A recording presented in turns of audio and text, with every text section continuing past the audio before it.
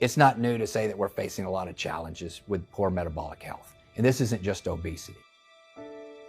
What we know are that diseases such as diabetes and prediabetes and cardiovascular conditions and dementia all have a major metabolic underlying cause. We and others had looked at this muscle called the soleus muscle. It's the primary muscle that we use in our lower leg for standing, walking, and running. It has a whole different set of both anatomical and cellular properties that make it special.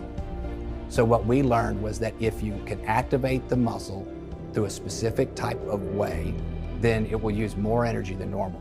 It looks simple from the outside, but sometimes what we see with our naked eye isn't the whole story. The specific type of soleus contractions that we developed and have been testing, we call a soleus push-up. You can do it while sitting, which we know we do a lot of since the average person sits about 10 hours a day. From the outside, if you were to zoom in on the ankle, it would look a lot like if you're walking, such that the ankle is bending and the heel is rising.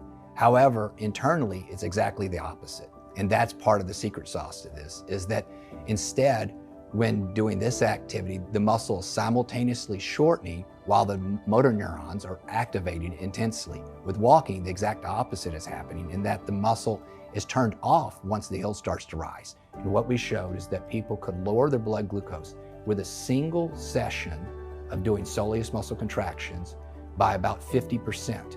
And the magnitude rivals what you would see in the hours after exercise or any other type of therapy. And we don't know of any therapeutic approach, even the strongest pharmaceuticals, that come close to raising metabolic rate as much as activating 1% of your body's weight through sustained soleus contractions. What we developed was a way that people can sustain muscle contractile activity for hours, not minutes. And doing that, they were able to use a special mixture of fuels. Instead of using the intramuscular glycogen, which is the stored carbohydrate, they were able to use fuels that came from the blood, such as blood glucose and blood lipoproteins. I'd like to tell you that this is a simple new fitness trick. It's not a hack. It's